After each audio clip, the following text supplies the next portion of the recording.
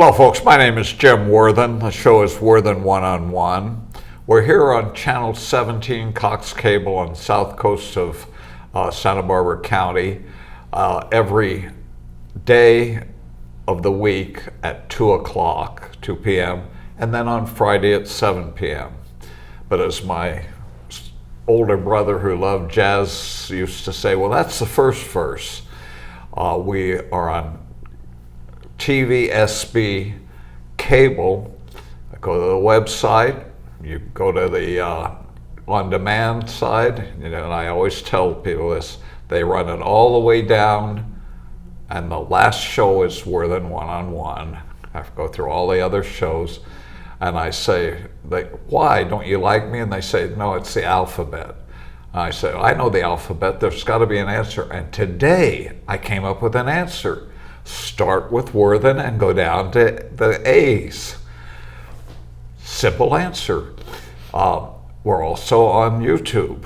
Search Worthen One. The reason I tell you this is you're going to love the show.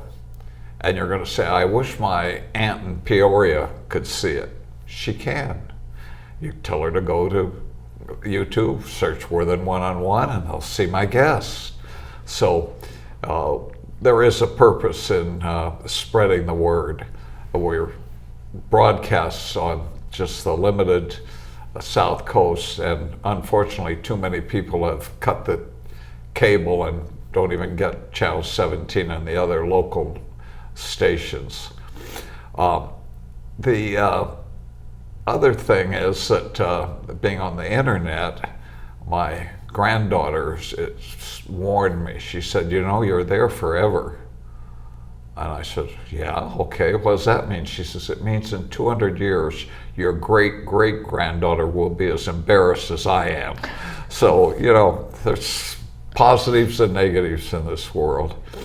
My guest today is someone that I've watched, heard, and respected for acts that she committed, but candidly didn't know her life story. And as you know, every show starts out with, where were you born? So Celeste, where were you born? I was born in Brooklyn, New York, Brooklyn Methodist Hospital. My parents and my grandparents and great-grandparents all hailed from Brooklyn. But right after I was born, about 10 days later when I was released, my folks took me out to our home in Long Island, and that's where I spent the first 10 years of my life. And then we were part of that wave of aerospace engineer families that trekked out to California in the late 50s and early 60s. So your elementary education was in New York? Through fourth grade, yes. Yeah, on Long Island. You got transported to California. What was your husband, your father working in the aerospace industry? Was he an engineer? Oh, my dad was a wonderful engineer. His field was laser optics. Later on he worked on the Hubble. Of course, he was in defense, so he did a lot of weaponry, weaponry. He was very proud later on in his life, after he retired. He actually invented the scope for colonoscopies. And I never even knew that until I had to have surgery. No, and he said, I saved your life, Celeste. He invented the scope, the lens, the camera lens. That was my dad. Wow. So that he was a great man. And what was your mother like? Well, my mother was different. My mother suffered bipolar. And so from the time I was about 7, that's when she had her first breakdown. She was severely mentally ill for the rest of her life. And I was the eldest of 4 children, so it was tough on us, hard on her. I love her, but it was a real challenge growing up. It was in an era that they didn't fully understand it and didn't fully have medication. Oh, well, she had medication. They didn't really know what it was. It was called depression. She was hospitalized from time to time, and she was on her medication. And the last 15 years of her life, she was very, very ill. But I trust she's at peace now. She's up here at Santa Barbara Cemetery, and I just visited her grave again on Mother's Day. I have to be careful. I sometimes bring myself and my guests to tears. So let's move to 4 children. She had 4 children. Yes, I was the eldest. So you were the kind of surrogate mother to the youngest. I was. From the time I was about 7 or 8 years old, I started caring especially for my 2 younger sisters, and they really credit me with giving them a childhood. You know, I was basically their mom. I'd give them birthday parties and things like that. And I'm still very close to my sisters. How about your brother? Not so much. He's a boy. Boys will be boys. He's a boy. Boys will be boys. Now, was he the youngest? No, he was the second one. He was right behind me, and so So I he couldn't was control him. You had to protect the girls from him. Exactly. We girls stuck together. But we all made it through, and we've had wonderful lives and great kids, and I think we've grown up to be good people, good, caring, compassionate adults. What does your brother do now? Well, my brother, he's disabled now. He doesn't work, and he lives down in Los Angeles in Agoura. So that's Chris. And the sisters, either of them have families or occupation? Or? They do. Well, my second sister, Kim, moved to Texas about 15 years ago, and she decided she wanted to be a small business owner, and she runs a little oil and lube shop, and she has a little ranch there. She's my hero. She's an amazing person. She just does. She would have been a great pioneer woman, I think, and she is in that way. And then Patty, my youngest, she went to school and became a nurse, and she was a public health nurse for many years, had 5 children, all of them interesting people. They're all adults now, and she lives in South Lake Tahoe. So she's been digging out snow all winter. You mentioned pioneer women. I like to remind people, because I'm a male chauvinist pig, I like to give credit to those I love and I want to love me. Civil War, women had their sons and husbands and brothers go away for years, many not come back. First World War, same thing. Second World War was even worse, because where the First World War was over quick, the Second World War was for the duration. Yes. I had a lady working for me when I ran a shoe store. She was the cashier at Stocking Girl. She married her husband when he was going overseas. She had a child. The child died at 2, and so the man never saw his daughter. And we aren't used to that because of technology. Guys, the day before they're killed in Afghanistan, might be talking to their family. That's true. There's a different connection, but the wives and what they did, in the First World War, they had to work. Depression, women had to work to help support the family. It was easier for women to go sell magazines or Bibles than it was for men to find a job.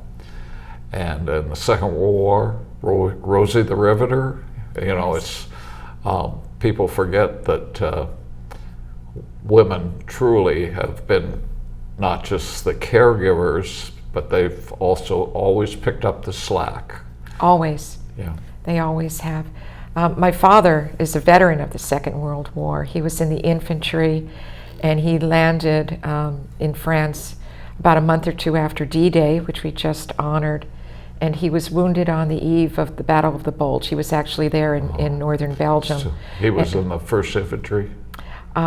He was in, I forget, not the first, 102nd maybe. Yeah. But he was up there, and his parents, his mother, they didn't find out that he had been severely wounded until about 3 weeks later, and the telegram came, and they had no idea. and they didn't know until several months later when he came home. They had no idea.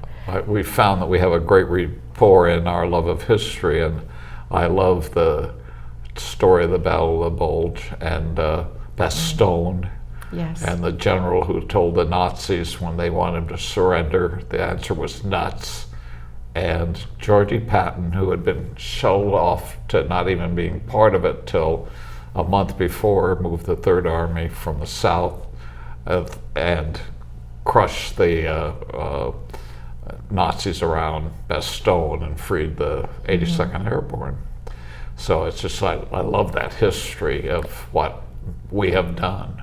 I do too, and I've always been very, very proud of my father. When I was a child, combat was on TV, and we would always watch that together.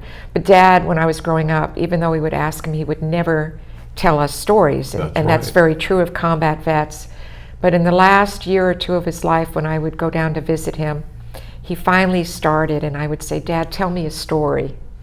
And he told me these stories, and then I would go home and I'd immediately get on the computer and I would type them up, and then I'd go down again and I'd say, Dad, tell me another story. And sometimes he'd forget that he had told me one of his combat stories, and he would say the same story again, and I would let him tell it because I thought, well, for him, he's telling it to me for the first time and it gives him pleasure.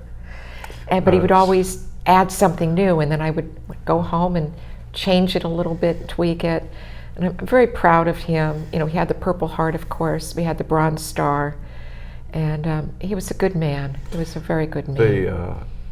That was really the experience of the First World War, Second World War, Korean vets. They wouldn't talk about it. No.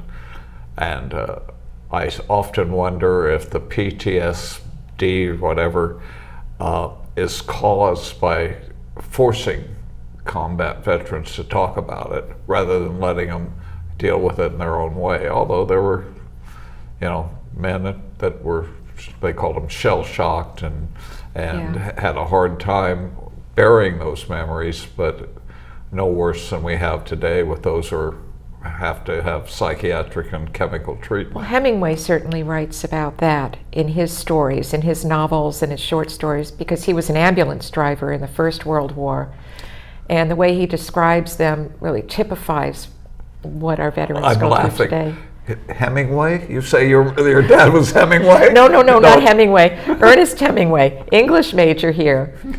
But I do know that my dad did continue to have nightmares and would cry out in his sleep, usually over a soldier that he had to kill face to face, a German soldier. So it's real, it's just how different people handle it. That's true. A dear friend of mine who should have got the Medal of Honor, Ed Beltran, who was wounded and he got the Bronze Star at the Chosin Reservoir, would tell me in his 80s, just a couple of years before he died, that he would wake up seeing the people that he was in a foxhole when the Chinese came in and killed his loader for his bazooka, and he'd wake up seeing that vision. But he got up and got on a tank with a .50 caliber and killed about 200, according to the... That's right. Stopped the charge. And they were only about 19 or 20. My dad was 20 years old. Right. And I still remember as a child when I grew up in the suburbs always. We lived in a number of different homes, and when a new kid would move into the neighborhood, the first thing we would ask is their name, maybe where they were from, and then right after that, where did your dad fight? Yeah. The Pacific or in Europe? Because when our generation was growing up, all of our fathers fought in the Second World War. Yeah. And I just still, that's a vivid memory I have of childhood. Where did your dad fight? Europe or the Pacific? That so many, 17 million men and women. The person asking that question probably was trying to see if they were in the same area, if they may have run across each other. Yeah.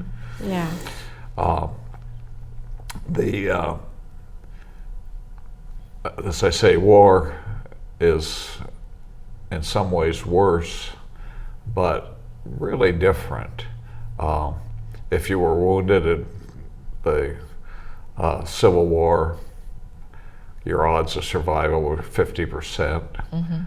By now, by Afghanistan, it's 80 or 90%, but you don't have your arms and legs. That's true. Those men died in the Civil War, in the First World War. There was a bad joke in the Second World War. I was in high school about Joe who came home and he didn't have any arms and legs. And they said, well, what did he do? And they said, oh, second base. I said, he played second base? No, he was second base. Oh, gosh. Just terrible. Yeah. And they would say they would be better off dead. But then 20 years later, they had prosthetics and they were jumping out of airplanes. That's right. It's just, That's right. we've gone through quite an era. So you're in California, 4th grade. What school? Oh, well, it was the end of 4th grade, because I was only there about a month or two, but this was up in Los Altos, California, and that's where we lived for about 5 years. Where? Los Altos, well, Silicon Valley now. Yeah. When I was there, it was all apricot orchards. Right. It was just a beautiful place. And Just outside of San Jose and San Jose was nothing back then. Right. It was just a college town and farmland. There was nothing out there. And even Los Altos, Mountain View, Sunnyvale, they were all orchards. About what year was that? This was about 1961, and then we moved in 1966. I just graduated from Hayward High. Oh my gosh! Hi to you! I went to Block Junior High School there in Los Altos. So, where'd you go to high school then? Well, Ridgefield, we moved around a lot. I told you my mom was bipolar, so it's like, well, it's time to move again. And because of my dad's job as an engineer, we could basically live anywhere. So we lived a year in Connecticut, and then we moved to Southern California to the San Fernando Valley. A year in Canada? Connecticut. Connecticut. Went Close. to Ridgefield High, 9th grade, and then I went to high school, 10th, 11th, 12th at Chatsworth High in the West Valley, and lived down there in Los Angeles for about, well, through my teens and 20s, about 15 years. So graduate from high school, pass the baton off to your oldest sister for the family, and you go off to college. Where? Most of my friends and I, in those days, we all went to community college. We called them junior colleges back then. Right. I came from solid middle class background. Very few of my friends actually went to a 4-year school right out of high school. So we went to Pierce in Woodland Hills, got my AA degree there, majored in English, and then I married, and a few years later had a little boy. Back to junior college. Yeah, I love junior college. You didn't have $10,000 worth of student loans when you came away from there, did you? The only fee we had was a $5 parking fee, and a little tidbit of history, the connection to Santa Barbara. Peter McDougall, the wonderful Peter McDougall from City College, was our dean of students at that time. At Pierce? At Pierce College, yes. Yeah. Did he precede you in coming to Santa Barbara Community College? He sure did. He sure did. Somewhere along the way, they were smart enough to grab him, and he transformed that school. I think when I went to night school there after being in Sacramento, 23 or 24 years old, it was Santa Barbara Junior College. It hadn't become a community college yet. And I think the term community college came through legislation for the whole system of junior colleges. I think they're one of the best things that ever came out of California, were the 2-year colleges, also with the vocational ed segment attached to it. We had a very strong one right across the street. And I would love to see, if California wants to invest in higher education, That's where I would do it, is in the community colleges, and especially vocational or schools. tech schools. You know, see where the need is in nursing, in computers, in auto mechanics, in Plumbers and plumbers, electricians. electricians, all of that. That's the big investment that we should make, but that's one of the great gifts from this state. Some a smart progressive said to me, well, we're not going to need plumbers and electricians because it's all going to come through automation. And I said, well, you know, there's probably at least 10 million homes and residents in California that were built before you could do things with automation. How do you change the plumbing under a building with automation? How do you, Yeah. you know, sometimes we outthink ourselves and think, oh, we've got the answers, and maybe you do for the future, but there is a history. And it's also little understanding of the trades, because it really takes skill, real skill. Yeah, Plumbers, electricians, you know, anybody who works in any of the trades, automobile mechanics. How difficult is it to find a great mechanic and then you want to hold on to him? I don't see how machines can replace that. You know, the human troubleshooter, it's like trying to replace a surgeon or a dentist or a doctor. It's the same thing. Yeah, well, and for those coming out of high school and the trade schools, after a few years, they're making over $100,000 a year, Yeah. and there's kids coming out of 6 years of upper education who aren't going to make that. Yeah. And the other thing about the trades too, and it bothered me when so much of like manual arts and home ec were taken out of our secondary schools, is that's hands-on. It's Right. very creative work. The teacher is more of a facilitator. The students are working together or by themselves. And my favorite classes in high school were my sewing classes and my art classes. And it was sort of a break from the rigor of the day. And I do remember when I was at Chatsworth High, there were, you know, these group of boys that they just hated school, didn't like school, but they loved cars. And that's what kept them in school, was auto shop. Mm-hmm. And I thought, okay, and then they passed their other classes and they got their high school diploma. They didn't have to go to continuation school or get a GED, but it was shop or woodwork or welding or metalwork that kept them there in that school. And I'd love to see a greater investment in that too. It isn't, there aren't as many technical courses in high schools today. I think San Marcos, though, had a few years where they actually built a house. Oh, how wonderful. That was their year-long project, was for one or several classes to build a little house. And that's kind of hands-on thing that you're pointing out. Exactly. We need. It uses another part of the brain, and I think it refreshes that part that, you know, when you're stuck in academics and, you know, calculus and English and foreign language and history, and, you know, you're just sitting there at a desk all day facing the teacher. That can be tiring, and then just to get this breath of fresh air when you're in a cooking class, maybe, Yeah. or an art class or a music class. Well, I don't want to criticize the secondary schools, high schools, and although there's room now for criticism of their direction and the social aspects, but over the years, I was in a Bible study this morning, and a guy who's a high-class engineer started talking about having to take bonehead math when he went into college. And I said, well, I had to take bonehead English, you know. But there were the bonehead courses, because not that the schools in those days failed, but the students weren't as focused, or both. Mm-hmm. Very true.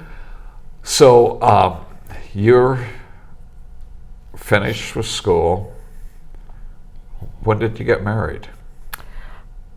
Which husband? Typical women. Well, I've had 3. And I think I told you about the first. We divorced, and he divorced me in 1980, and I had a 3-year-old and came up to UCSB. And then You had a 3-year-old a 3-year-old going to child. school, and this idiot walks away.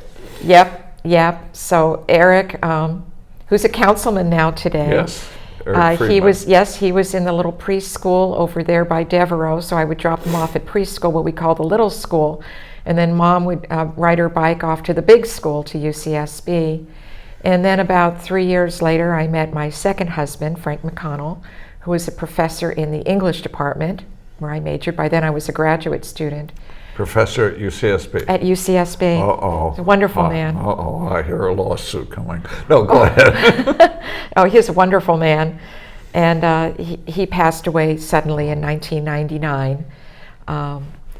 And then a couple of years later, I met my third husband at the cemetery.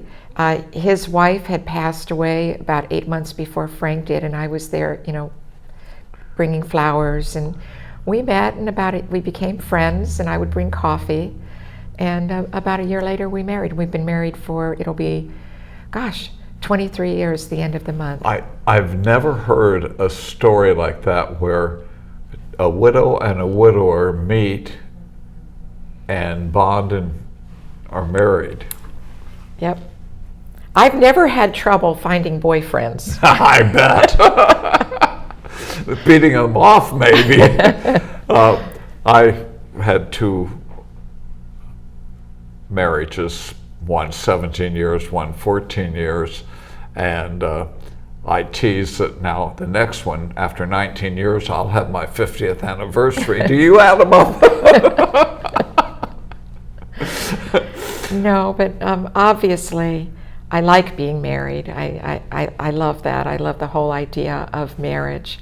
I think it's an important well, it's been around a long time, not for me to question it, but yeah, it's good. No, you had one child, Eric. I have one child so by you my figured first I did marriage. it right, that's it. Yep, I had Eric. And then Eric was about 4 or 5 when Frank came into our life, and Frank raised him. He became a father to Eric. And Frank always said, when you marry a woman, you marry her whole life, her whole history. And he always stuck by that. And he was a great dad to Eric. He really influenced him in many ways. Hate to ask a personal question, but is Friedman his birth name, or did he take another name? That's his birth name. Okay. The only time Eric ever took a second name was when Frank was awarded a Fulbright teaching exchange in East Germany, in East Berlin, in 1988. And at that time, there were a lot of hijackings of planes, and they were, segregating out the terrorists, the Jews, on the planes. So we asked through the State Department if we could change Eric's name on the passport from Friedman to McConnell. And of course, Eric's dad readily agreed to it. Yeah. It was the safest thing to do. And we did that at that time for that reason. Yeah, you've lived through some interesting era. Let's go back to you're at school with a baby, you fall in love. Where did you guys go? Your professor husband, did you go right into teaching, or did you guys go travel? You mentioned Germany. Oh, well, he was teaching full-time at UCSB, and then after I received my MA, I pretty much became a stay-at-home mom, and I really immersed myself in PTA and being involved in his schools. We moved to Lompoc. We lived there for 10 years. I was very involved in the community there. And then when it was time for Eric to go to college, Notre Dame, we had to figure out, how are we going to pay for this? So before you take him to Notre Dame, yes. Were you a stay-at-home mom because he was such a villain in school? I'm trying to get some bad history on him, we're of different political. Eric was he was a great kid. Oh, disappointed. I know. In fact, when he was about by the time he was about 18 months, 2 years old, he was such an interesting little fellow to me. And I'm not saying, he was the brightest kid, the first to walk, the first to speak, French. He was just so interesting that I thought, I can't wait to see how the story ends. Mm-hmm. And I was one of those moms, I didn't want him to stay a toddler forever. I was really looking forward to the high school years because I wanted to see what kind of a young person he would grow up to be. And he did. He grew up to be that just wonderful, sensitive, inquisitive young man whom I still love. You're going to get me to confess something, but because, again, we're of different political actions. Not so different. The most thoughtful and investigative of all of our city council members. Some of them are so shallow, but he isn't. This recent chairing the committee on homelessness, to reach out to the guy who wrote San Francisco, yes. and get his information to blend in with the homeless bureaucrats who have their answer and they're handing out for money. It shows the kind of man you raised. Well, from the time he was a little boy, I never had to ask him to do his homework. He always did it. He was a straight A student. And I can see it's carried over into city council because a lot of times on the weekends, he's there downtown doing his homework, researching, preparing for the Tuesday meeting. And we don't always agree. For the record, I never tell my son what to do. I'm really more of an ear for him. And very often before a council meeting the day before, he'll call me if there's something on there and he'll talk about it, but I don't tell him what to do, or very rarely will I do that, but he works it through with me. And then I can always tell when the meeting's over because he calls me on the way home. In a few minutes, we're going to get into some action you've taken to make it on TV, the press. Does he call you and say, "Mom, you're embarrassing me"? Never. My son has never done that. In fact, with the Pledge of Allegiance incident that took place, I remember calling him right after it happened. That was Thursday in January of, 2019? Yeah, we're going to do that whole thing in a minute. And I was so distraught, and I told him, and he said, Mom, this is going to go, it's going to go on the internet.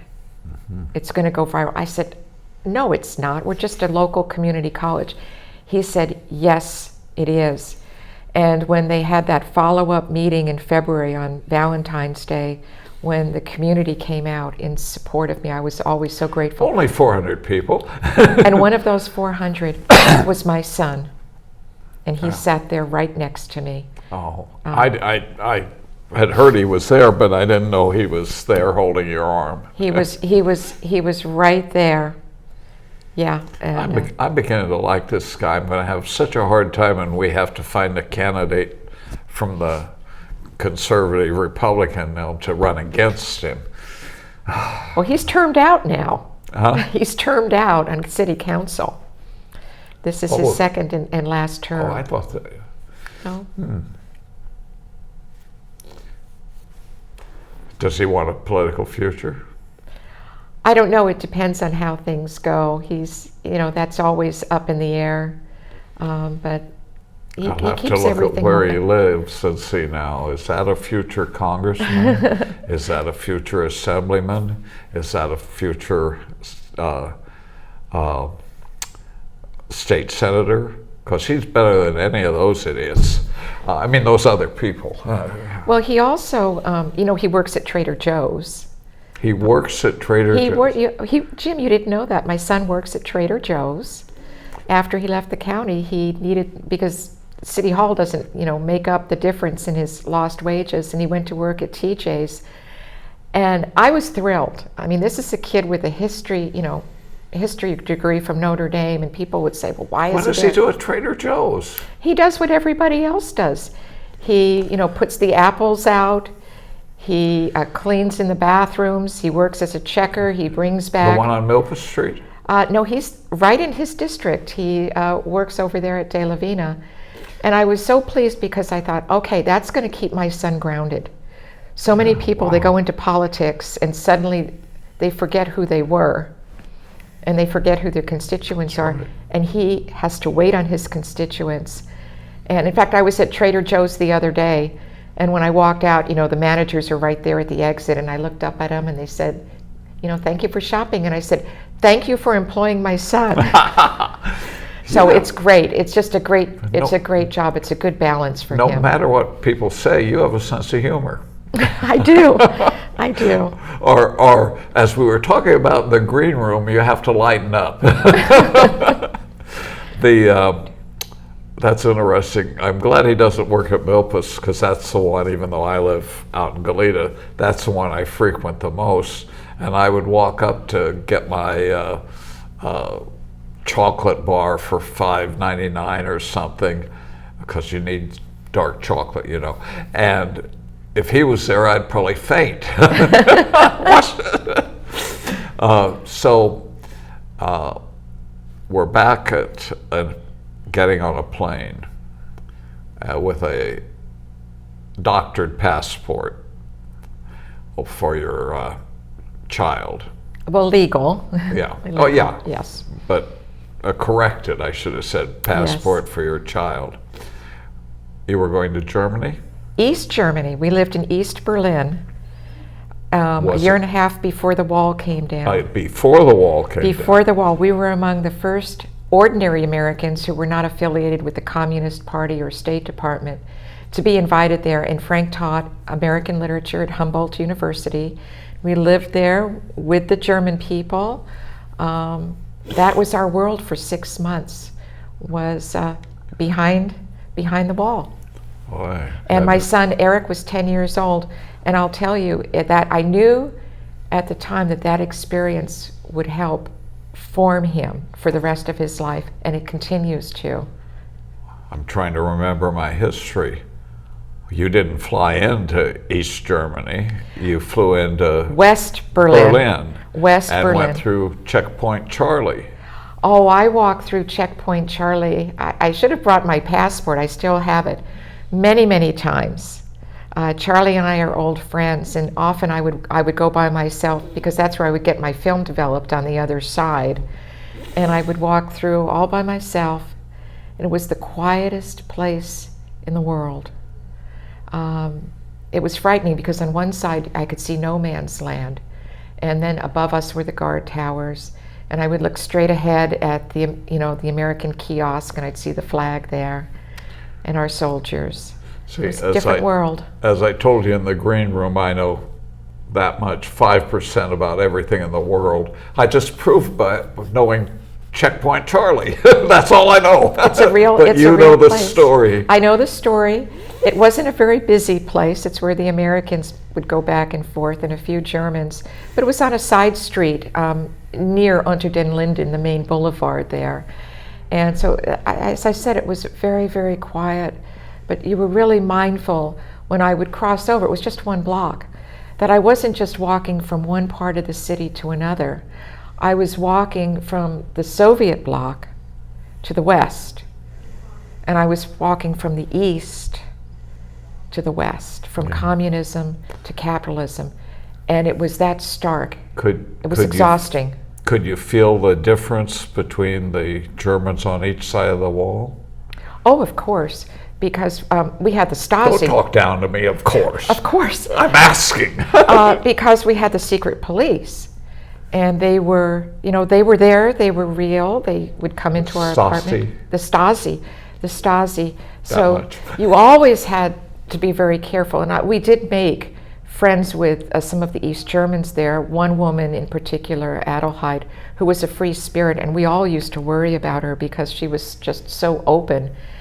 And it just became instinct that if there were things you wanted to say that you didn't want certain people to hear, if we were in the flat, even Eric knew this at 10, he would say, "Mom, can we take a walk?"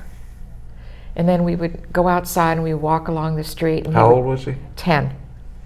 And he would say what he needed to say to me, and we would get back in. It's carrying his passport?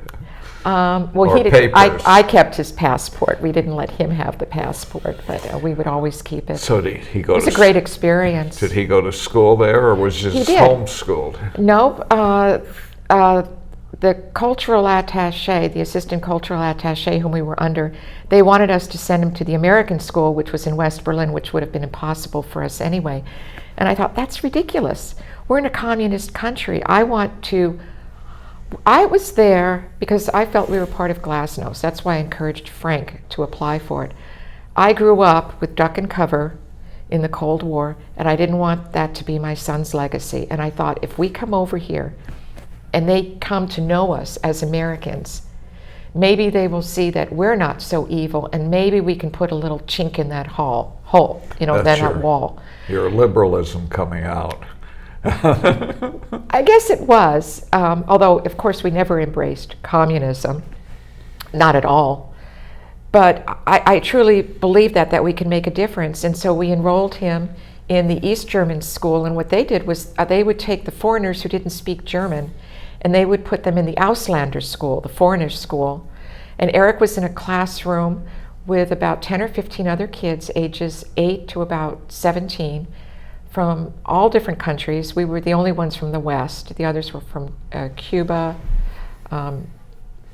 Russia, Soviet Union, Hungary, Czechoslovakia, and that none of them had a common language. And so they studied German 5.5 days a week. And I was told by the headmaster that by the end of his time there, he would be fluent in German. And within 2 months, he was. So next time I see him, I can say, "Sprechen Sie Deutsch?"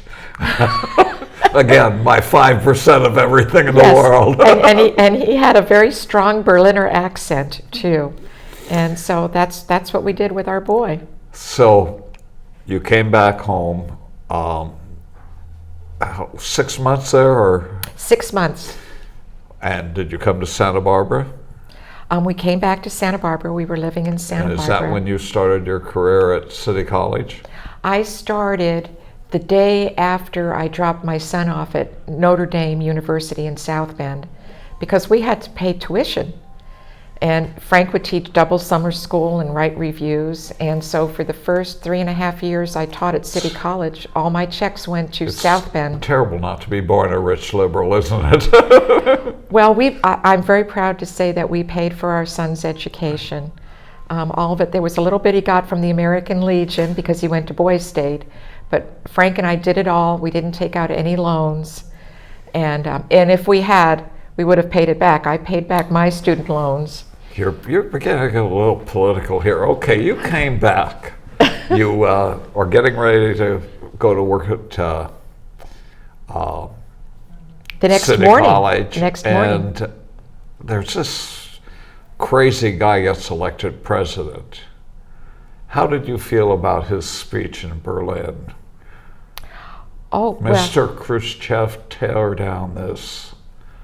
That was the year that we were in Berlin. You were there then? That was I believe 1988. Yeah. Yeah. Oh, I thought you'd come back the year before. No, this was 1988. So you were there when the president said, tear down this wall. I wasn't there, but he gave his speech either shortly before we came or shortly after we left. Yeah. But he did that.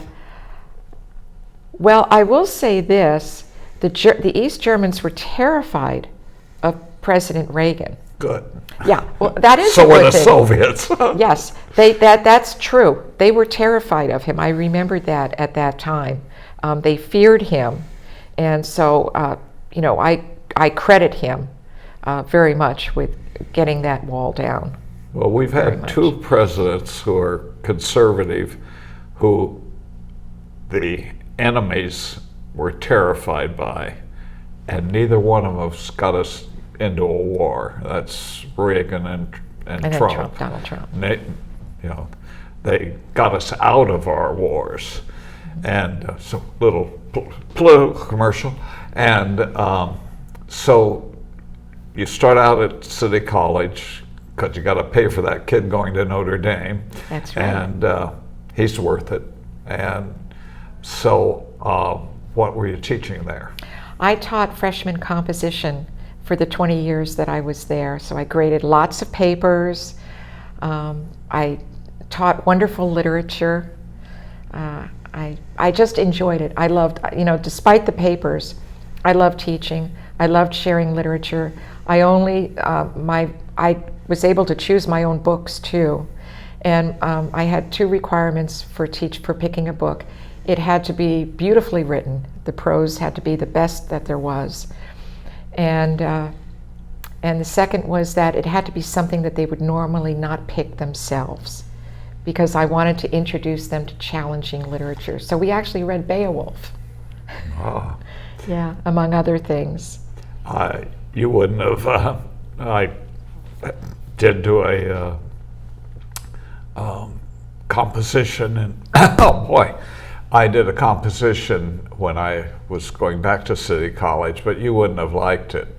It was a comparison of 2 great authors, Ernest Hemingway and Leo Tolstoy, and comparing them and showing how they were so similar. And I won't tell you, I'll tell you off camera the last sentence of the story. And so it's, you're teaching and getting along with everybody at City College? The administrators and other people there? Most of the time, yes. Yes, I did. I liked my colleagues very much. One of the things that I really enjoyed about teaching there was that we pretty much had full reign over what we could teach in our syllabus. I mean, we had certain things that were required, types of essays, critical thinking, things like that. But the texts, the poetry, the drama, the short stories and novels, we could pick whatever we wanted. And as I said, I always taught things that I loved and that I thought were of enduring value for students. Well, and this was in an era, and we'll come to your confrontation of the change, when America was a wonderful country. It was a land of opportunity. All races were legally equal, and most good people believe that. And if they had any ill feelings of it, they kept it to themselves. Did I describe that accurately? That's what it was, and that's what it still is, despite what is being marketed. So you don't agree with the current trend toward education where, candidly, different groups are identified and against each other? Absolutely not. I mean, we can say white against black and beige, and Christians against non-Christians, and capital. Anyway, that's, the list. Well, remember, I taught in a community college, and I taught a required course, freshman comp. So every student had to take composition, and we had we still do, but at the time, a very diverse population. We had rich kids, poor kids. We had first generation, some whose grandparents had been doctors and lawyers. We had blacks, we had Latinos, we had Asians, we had whites, we had everybody. We had gay, we had straight. So I had to guarantee that my classroom was welcoming for every student. And it was. Yeah. And it was. That wasn't a hard thing to do. Was it only you? No, we all did that. This change, our students haven't changed. They're the same people they ever were. I taught for 20 years. So I could potentially have taught the children of the first students that I had taught. And they did not change. They were the same wonderful, at times lazy, but inquisitive, compassionate people I had always taught. And then it changed, I think, about the time or shortly after I retired in 2015. And it's not the kids who changed. It's the administration, the approach, the faculty. It was a top-down. And it hasn't improved Bureaucracy education. and And it elected hasn't improved officials. it. Yeah, it hasn't So improved your it. first time I saw you, you're on TV, and Yeah. you're demanding that the school board, City College Board of Education, do something that they weren't doing. What was that? Well, first, I never demanded anything. I'm a good citizen. You don't go before an elected board, in this case, the City College Board of Trustees. You do not make demands of your public officials. You politely request and plea. And the incoming president of the board, Miller, had decided that they were not going to recite the Pledge of Allegiance at the beginning of the meeting. Miller. I thought this was the Miller. Communist Abood was the main. He wasn't there yet. Okay. He wasn't there. He came much, much later. But this was Miller. And he just decided, and I was watching the meeting at home, so I emailed him personally, nobody else. And I asked, would you please reinstate it? And he wrote me back, and he said, I'm not going to, because the Pledge of Allegiance is rooted in nationalism, white nationalism and racism. And I had never heard that before. Yeah. And I was actually shocked. So I wrote him back again, and I made my case, and he didn't respond. So then what do you do after that when you're a citizen? You go to the next meeting and make your case in public comment, which I did. And I gave my reasons for why I thought it was important to recite the pledge. The first was because of men like my father who had fought in the war. And the second was, I'm glad we talked about East Berlin, because I brought up what it was like to be in that country, in a communist country, and the times I would walk down Unter den Linden and I would turn my head and I would see the American consulate and our flag in that foreign land. And I would think to myself, I'm safe. That flag, to see that flag, I'm sure that's what our soldiers, especially those in combat, feel when they see the American flag in a foreign place and how precious it is. And that was the case that I made, and I never demanded, I requested. But faculty that were already there for something else, something that had nothing to do with me, and they were there with students, started heckling me and tried to silence me and to shut me down. And I will say this here, it didn't bother me so. They got right behind you, didn't they? And then one of them, she came down and she was on the floor behind me when I was done. But what most bothered me by what this chemistry professor did and what her colleagues did, the students didn't come in until the very, very end. So I don't say anything against the students, it was faculty. It wasn't just me they were going after. It was the right to speak in public comment at an open government meeting. A right that is denied most people in the world today. Yeah. You go to any public meeting in here, City Hall, Board of Supervisors, City College, the door to that meeting is open. You can walk in, you can walk out. And when you make public comment, whether it's for 2 minutes or 1 minute, the people on that dais are required to listen to you respectfully. I don't even like when people clap during public comment. It's a solemn, sacred moment. And for me, that is the central moment in our democracy, is when the ordinary citizen can speak uninterrupted. And they violated that right. So you come back in a month, right? And you did something terrible. Tell us what you did. A month later? Huh? Oh, well, I had a lot of friends Yes. who joined me. About 400. About 400 at the Wake Center, and they reinstated it. And we had veterans there. We had a wonderful local man, a fully disabled man who came. I was so moved. These were ordinary citizens who just came by themselves. And I may have lost friends at City College, but I gained friends that day, many, many friends, and they still remain with me this day. And I couldn't believe that they stood up. Again, it wasn't for me.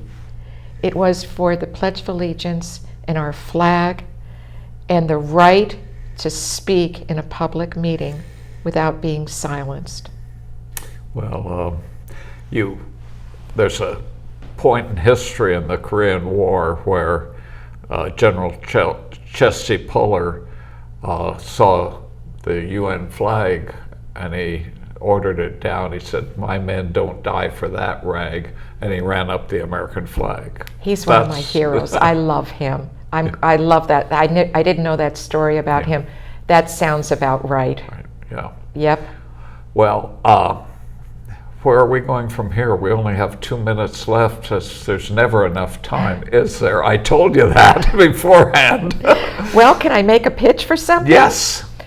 Friday, June 23rd is the 51st anniversary of Title IX, which was civil rights legislation for girls and women, especially in athletics. And following its passage in 1972, opportunities for girls exploded on campuses everywhere. We will be celebrating that at the county courthouse on the Figueroa side, 12 noon to 1:30 Friday, June 23rd. I'm coordinating it. I thought we should do it. I think it's a wonderful, 12 wonderful noon thing. at the courthouse. 12 noon at the courthouse. Steps and On Figueroa side, I have speakers, I have athletes, I have UCSB coaches, I have a former Olympian. She was track and field star. Just come and support the girls that day. This was a great, great piece of historic legislation. Well, I know some guys on this station with a new show. You should really go on it and really talk about Title IX. They're Nick and what's his name? It rhymes with Nick. Nick and Rick. We're trying to break them in and show them how to do it. I'll see what I can do with them. Well, But it's open to the public. I say really again encourage. the time and location. Okay, Title IX celebration at the county courthouse, Friday, June 23rd, in 2 weeks. We're getting the word out. Show up with your flags, because this was a great, great You do love moment that in old history. rag, don't you? I do. She's precious to me. Yeah. Well, God bless you. Thank you so much for honoring me with this show, and I'll see you there. Bless you, Jim.